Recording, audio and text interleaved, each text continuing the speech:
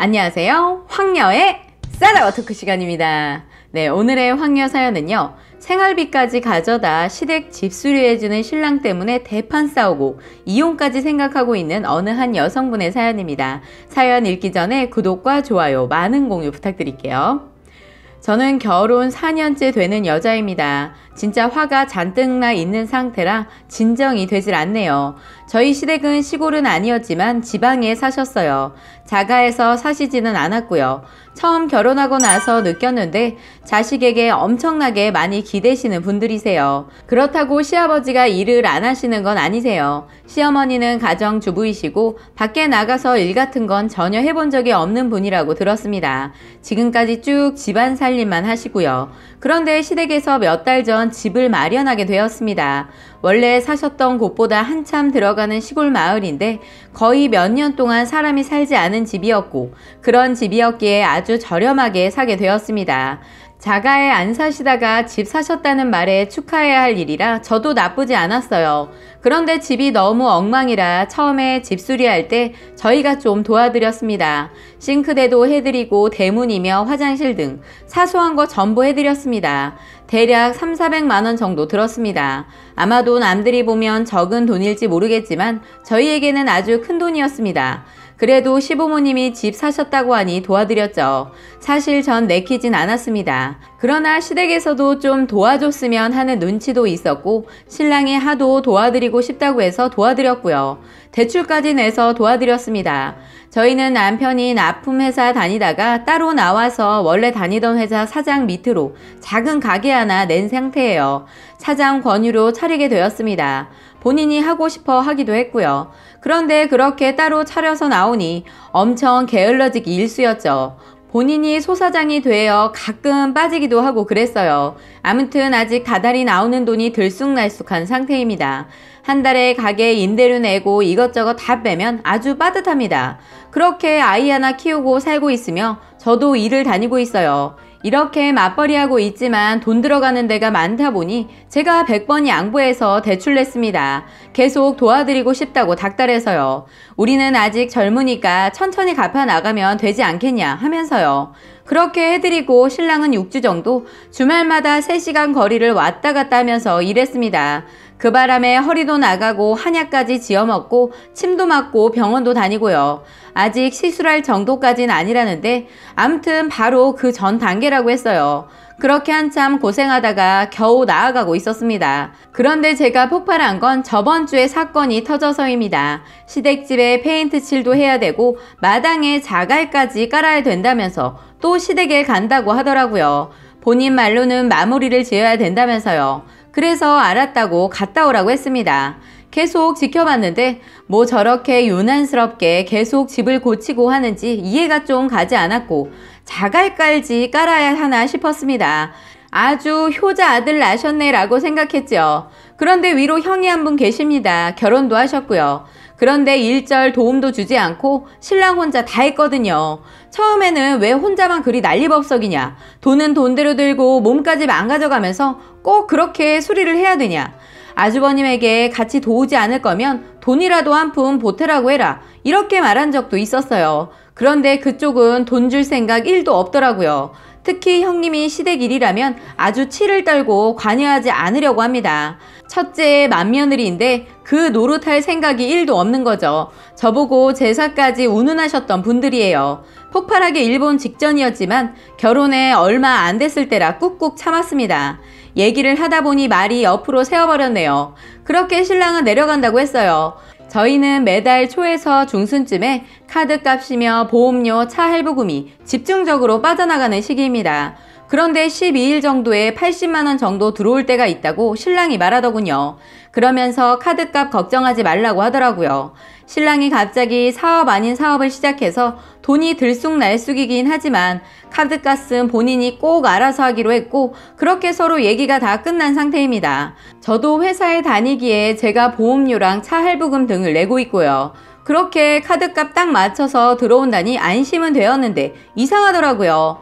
그러면 돈이 없을 텐데 페인트 사고 뭐 할 돈이 없을 텐데 어쩌려는 거지? 생각이 들더군요. 그런데 결국 현금 서비스 20만원 받아서 페인트 사고 다른 부품들도 사서 시댁으로 내려갔습니다.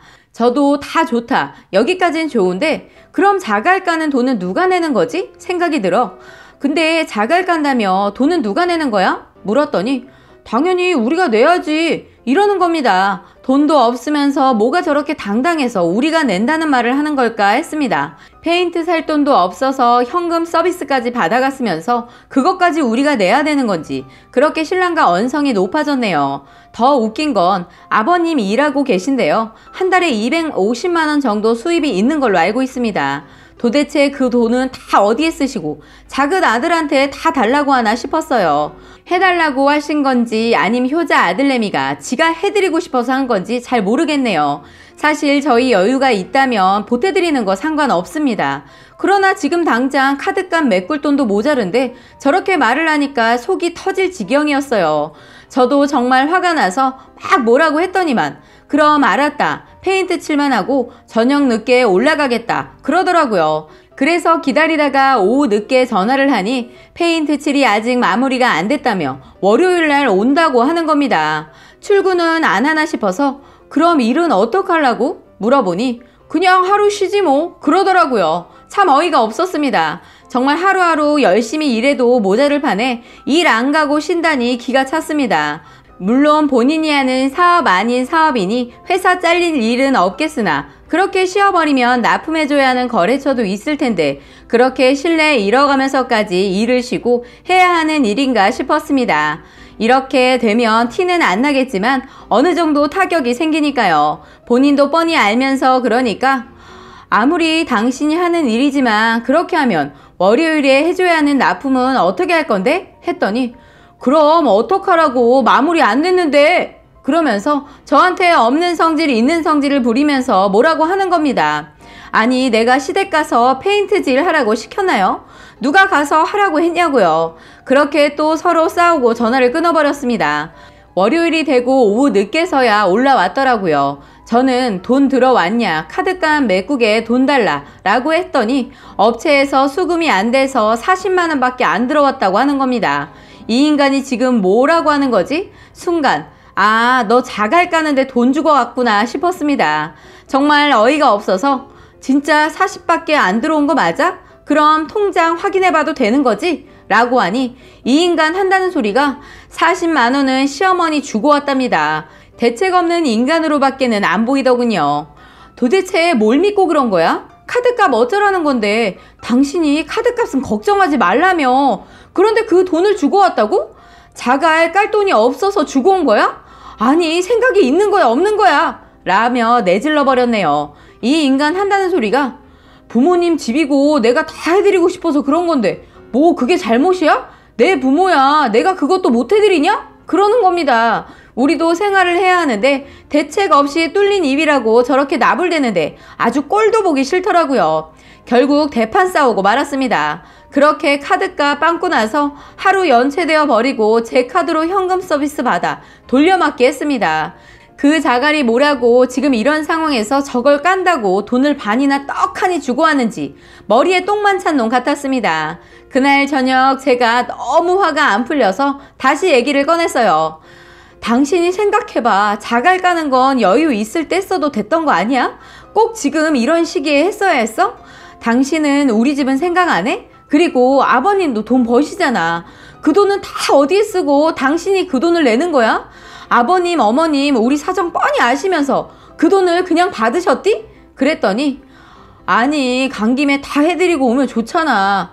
그리고 아버지 월급 지금 좀 그래. 그러는 겁니다. 아버님 월급이 뭐가 그렇다는 거지? 생각하며 뭐? 아버님 월급이 뭐 어쨌다는 건데? 그러니 이 인간이 사실대로 말을 하더라고요. 형이 보증을 잘못 써는 바람에 아버님 월급 그거 막느라 다 꼬라 박으셨다고요. 참 거지 같은 상황이더라고요. 제가 이걸 어디까지 이해를 해야 하는지 답이 없더라고요. 그렇다고 우리 생활까지 이 꼴로 만들어버리다니 그 시댁 인간들 하는 꼬라지가 참 당신들만 생각하는 사람들로밖에는 안 보이더군요. 저는 이렇게 긍긍정정 걱정했었는데 본인들은 본인들 급한 상황만 보고요. 더 웃긴 건 신랑놈도 마찬가지였어요. 그런 상황이라면 페인트 칠이고 자갈이고 그걸 왜 지금 하냐고요. 그건 효자가 아니라 머저리로밖에 안 보였어요. 시어머니도 너무 얄밉더라고요. 뻔히 우리 힘든 거 다 알면서 그걸 또 넙죽넙죽 주는 대로 다 받으셨다는 것도요.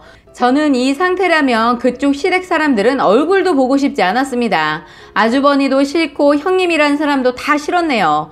신랑한테 이번에는 단단히 말했습니다. 너 지금 이런 식으로 계속 시대게 하고 우리 가정 이따위로 하면 너랑은 더는 못 살아. 나 내 아들 데리고 너랑은 이혼이야. 한두 번도 아니고 난 대출까지 받아가면서 시댁 집 수리비까지 줬거든? 잘 들어. 나 당분간 친정에 가 있을 거니까 너 잘 생각해봐. 나 이제 참을 만큼 참았으니까 너가 잘 생각해. 알았냐? 그러고 저는 그 길로 대충 제 거랑 애 집만 챙겨서 친정집으로 왔습니다. 부모님이 처음부터 그리 반대했던 결혼이었는데 부모님 말 안 들은 게 많이 후회되는 순간이네요. 신랑은 그렇게 저에게 큰소리치고 지랄하더니 계속 미안하다고 다시는 이런 일 같이 힘든 상황 안 만든다고 말하는데 일단은 당분간 집에 안 가려고요. 저랑 애 없으니 이제서야 본인 가정이 중요하다고 느끼는 걸까요? 뭐 다 필요 없습니다. 애는 일단 친정 엄마가 봐주신다고 하고 저는 친정집에서 지내려고 합니다.